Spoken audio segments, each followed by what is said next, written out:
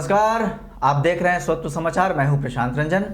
बिहार विधानसभा चुनाव संपन्न हो गया, नई सरकार का गठन हो गया, मुख्यमंत्री और मंत्रियों ने शपथ ले ली, कैबिनेट की पहली बैठक भी हो गई और अब आगामी 23 नवंबर से विधानसभा का शीतकालीन सत्र शुरू होगा। ऐसे में ये देखना महत्वपूर्ण होगा कि प्रतिपक्ष की भूमिका कैसी रहती है, क्योंकि इस बार जनता ने प्रतिपक्ष को भी मजबूत जनादेश देकर सरकार के कार्यकलापों पर नज़र रखने का जनादेश दिया है। इन सारी बातों को समझने की कोशिश करते हैं। हमारे साथ हैं वरिष्ठ पत्रकार स्वत्व के संपादक कृष्णकांत ओझा जी।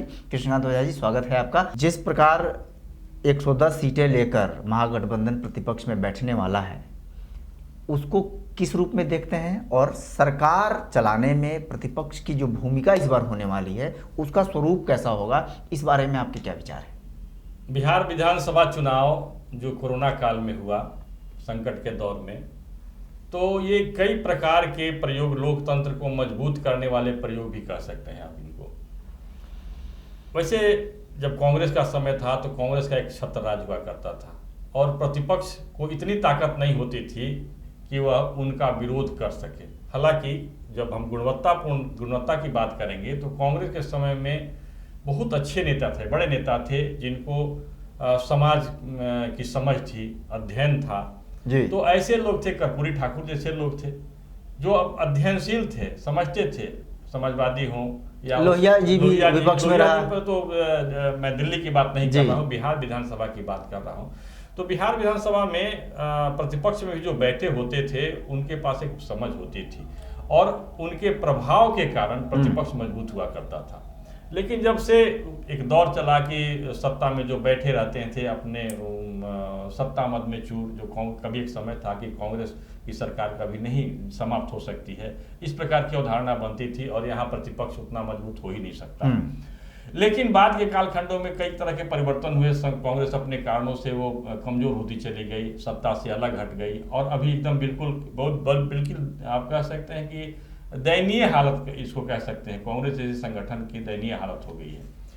तो इस तरह से फिर आप देखेंगे कि नीतीश कुमार का 2005 में उदय होता है, लालू प्रसाद यादव जो लगते थे कि इनको सत्ता से हटाना संभव नहीं है, असंभव जैसा लगता था, तो लालू प्रसाद यादव भी नेपथ्य में चले गए और नीतीश कुमार के नेतृत्व में जब राष्ट्रीय जनतांत्रिक गठबंधन यहाँ प्रभाव में आता है और ये भारतीय जनता पार्टी और जदयू की सरकार बनती है, तो उस समय देखेंगे कि आप राष्ट्रीय जनता दल और कांग्रेस दोनों अत्यंत कमजोर हालत में थे, उनकी संख्या उतनी नहीं थी।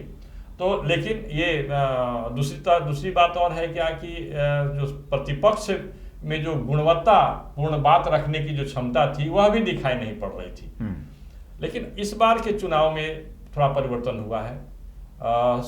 सत्ता पक्ष में भी जो सरकार जो देख रहे हैं, सरकार में भी परिवर्तन हुआ है। जो बहुत अनुभवी जो लोग थे, एक समय के बाद में उनको थोड़ा पीछे हटा करके और नए लोगों को सामने लाने का प्रयोग जो भारतीय जनता पार्टी ने की है, तो वो भी दिखाई पड़ रहा है कि भाई आप सत्ता आगे बढ़ती रहे और ऐसा नहीं लगे कि कोई एक व्यक्ति विशेष के नहीं रहने के बाद में कुछ संभव नहीं है, मतलब बिल्कुल वैक्यूम की स्थिति नहीं होगी। तो बहुत सारे लोग, एक प्रयोग यह भी है। दूसरी बात यह है कि जनता ने प्रतिपक्ष को इस बार बहुत मजबूत बनाया है, बहुत बड़ा अवसर मिला है और ऐसा अवसर जो है ये लोकतंत्र के लिए शुभ माना जा सकता है यदि प्रतिपक्ष में बैठे हुए लोग अपनी जिम्मेदारी का ठीक से निर्वहन करें।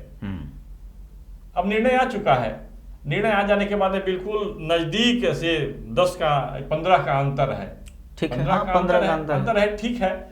सत्ता पक्ष के साथ साथ प्रतिपक्ष भी मजबूत है, अपनी बात को रख सकता है। लेकिन प्रतिपक्ष जो एक प्रकार के जो एग्जिट पोल वगैरह के कारण एक वातावरण बना था कि तेजस्वी यादव के नेतृत्व में जो संप्रग है, संयुक्त प्रगतिशील गठबंधन है, यूपीए, वो सत्ता में आ रही है, लेकिन ऐसा संभव हुआ नहीं हुआ।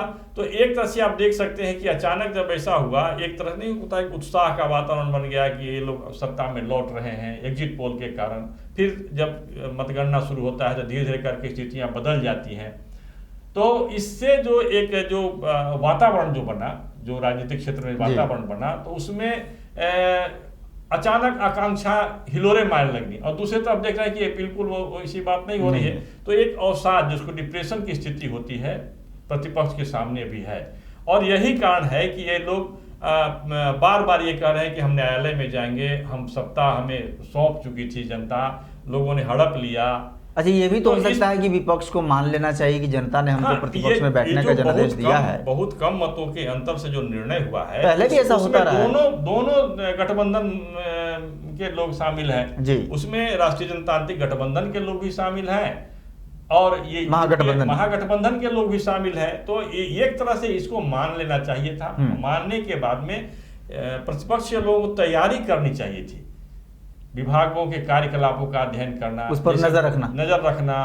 भ्रष्टाचार के बहुत सारे मामले जो कहते रहे हैं चुनावी सभाओं में, तो उन मामलों में है क्या, तथ्य क्या है, उन तथ्य को लेकर के आप विधानसभा में आ सकते हैं। लेकिन उस प्रकार की तैयारी नहीं लग रही है। तो ऐसी तैयारी नहीं होगी तो गुणवत्ता की कमी होगी, और प्रतिपक्ष को जिस जिम्मेदारी का निर्वहन करना चाहिए जिससे कि लोकतंत्र मजबूत हो, बिहार का भला हो सके, वह अभी लगता है कि इस बार के विधानसभा में होगा या नहीं, इसको लेकर के अभी से आशंका व्यक्त की जाने लगी है जी। क्योंकि प्रतिपक्ष में आप हैं तो आपके पास सब कुछ सामने है, आप पूरी तैयारी लेकर करके, जितने जो विभाग हैं 15 वर्षों तक इन लोगों ने शासन किया है, उनके जितने कमियां हैं कमियों को सामने लाए ताकि जनता का, बिहार का भलाई हो सके। तो इस प्रकार की तैयारी शायद नहीं हो पा रही है। और जैसा कि लगा कि सत्ता पक्ष और प्रतिपक्ष दोनों मिल करके ये सरकार, सदन का संचालन करते हैं। दोनों का अपना अपना महत्व है, दोनों के महत्व को कम नहीं किया जा सकता है, और दोनों के से अपेक्षा की जाती है कि ये सकारात्मक सोच के साथ अपने अपने कर्तव्यों का निर्वहन करें। लेकिन यहाँ सकारात्मक सोच में कमी दिखाई पड़ रही है जी। कैसे कि अभी जो शपथ ग्रहण समारोह था उसमें प्रतिपक्ष के सभी दल के लोग, प्रतिपक्ष का जो महागठबंधन है उसके सभी दल के लोग को होना चाहिए था, यह एक सकारात्मक संकेत होता, लेकिन ऐसा नहीं हुआ। इसका मतलब है कि आने वाले समय में वो बिहार विधानसभा में भीतर में जो अराजक माहौल होगा तो जो समस्याएं हैं, जो तंत्र पर जो अंकुश लगाने की बात है, वो शायद नहीं हो पाए। ये समझने की कोशिश की हमने कि 110 सीटें देकर महागठबंधन को बिहार की जनता ने विधानसभा में प्रतिपक्ष की भूमिका के लिए जनादेश दिया है। ऐसे में महागठबंधन की जिम्मेदारी बनती है कि वो बिहार सरकार, जो एनडीए की सरकार है, उस पर निगरानी रखे और उसके कार्यों की अपने ढंग से समीक्षा करे, और सदन में जो पक्ष और विपक्ष को मिलकर जो संसदीय शासन प्रणाली है उसकी आदर्श स्थिति को बरकरार रखे और आगे बढ़ाए। लेकिन जिस प्रकार के शुरुआती तेवर महागठबंधन के लोगों ने दिखाया, खास करके शपथ ग्रहण में न जाकर, और इससे जो एक आदर्श स्थिति बननी चाहिए थी प्रतिपक्ष की, वो नहीं बन पाई है। उम्मीद है कि जब 23 नवंबर से विधानसभा का सत्र बैठेगा उसमें प्रतिपक्ष अपनी जिम्मेदारी समझेगा और अपनी भूमिका का निर्वहन करेगा। बिहार की राजनीतिक खबरों से अपडेट रहने के लिए, खबरों के विश्लेषण को जानने के लिए आप बने रहिए स्वत्व समाचार पर। धन्यवाद।